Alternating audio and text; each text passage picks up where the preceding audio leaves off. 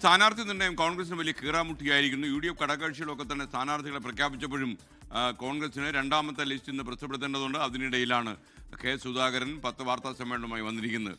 ഈ സ്ഥാനാർത്ഥി നിർണ്ണയത്തിൻ്റെ കൂടുതൽ വിവരങ്ങളുമായി തിരുവനന്തപുരത്ത് നിന്ന് ശ്രീജിത്ത് വീണ്ടും ചേരുന്നു. പറയൂ ശ്രീജിത്ത്, ഗുഡ് മോർണിംഗ് അഗെയിൻ. പറയൂ.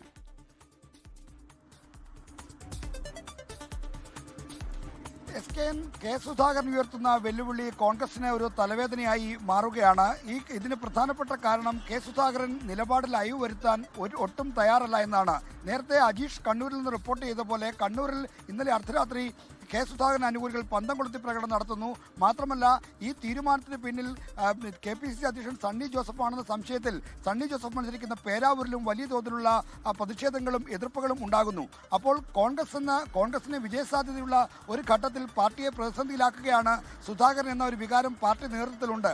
എന്നാൽ സാഹചര്യം വളരെ സങ്കീർണമായ ഒരു സ്ഥിതിയിലേക്ക് പോകുന്നത് കൊണ്ട് തന്നെ നേതാക്കൾക്ക് ഇക്കാര്യത്തിൽ ഇടപെട്ട് പരിഹരിക്കാനുള്ള പരിമിതികളുണ്ട്. കാരണം സുധാകരന് സീറ്റ് നൽകില്ല എന്ന കാര്യം അദ്ദേഹത്തെ അറിയിച്ചാൽ അദ്ദേഹം എങ്ങനെയാണ് അതിനെ കാണുക എന്നുള്ള കാര്യം അറിയാനുണ്ട്. കാരണം MP-മാർക്ക് സീറ്റ് നൽകേണ്ടതില്ല എന്ന കാര്യം സ്ക്രീനിംഗ് കമ്മിറ്റി അധ്യക്ഷൻ മസൂന മിസ്രിയുടെ തന്നെ നിലപാടാണ്. അദ്ദേഹം അത് കേന്ദ്ര നേതൃത്വത്തെ അറിയിക്കുകയും ചെയ്തതാണ്.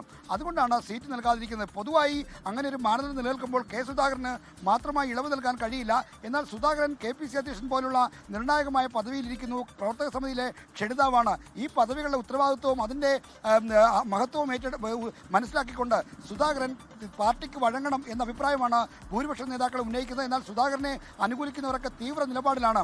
അതുകൊണ്ടാണ് പന്തം കൊളുത്തി പ്രകടനവും മറ്റ് പ്രതിഷേധ പരിപാടികളുമൊക്കെ നടക്കുന്നത്. ഇന്ന് സുധാകരൻ നടത്തുന്ന വാർത്താ സമ്മേളനത്തെ നേതൃത്വം അതീവ ജാഗ്രതയോടെ ശ്രദ്ധയോടെയാണ് വീക്ഷിക്കുന്നത്. എന്താണ് സുധാകരൻ നിലപാടെന്ന് അറിയാനുള്ള ഒരു ആകാംക്ഷ എല്ലാവർക്കും ഉണ്ട്. എന്നാൽ സുധാകരൻ പാർട്ടിക്ക് വഴങ്ങുമെന്ന പ്രതീക്ഷ ഇപ്പോഴും നേതാക്കൾ പ്രകടിപ്പിക്കുന്നു. എന്തായാലും സുധാകരൻ വെല്ലുവിളി ഉയർത്തിയാൽ അത് കോൺഗ്രസിന്റെ വടക്കൻ കേരളത്തിലെ സാധ്യതകളെ തന്നെ സാരമായി ബാധിക്കുമെന്ന കാര്യം ഉറപ്പാണ്.